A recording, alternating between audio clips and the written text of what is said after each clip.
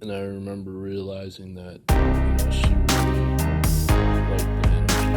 And then our mutual boss came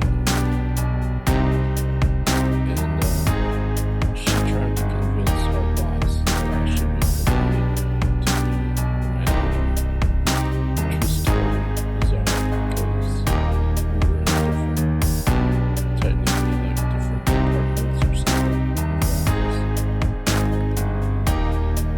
Anyway, and the boss didn't know what to make of it. And then I volunteered to talk at for the daily briefing session about the Qigong. And so I gave this talk to the whole class, or the whole, it was a workplace, right, my coworkers. And then somebody in the front said, yeah, I can feel the energy. And, they weren't just making it up. They really could feel the energy. And then it was, I don't know, maybe 20 workers.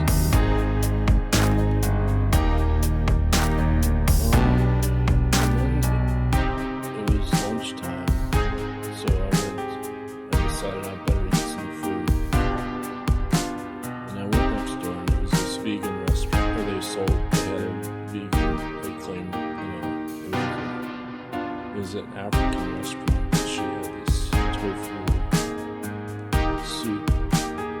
It was the greens, and I thought, well, that'd be a good way to break my fast.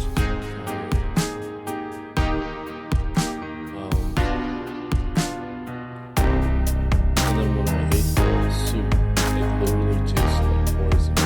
Like I couldn't believe it. And later I learned that salt shuts down the energy channels in the soup that quite a bit of salt in it. But I thought, I'm just gonna eat it. I think. Anyway. So,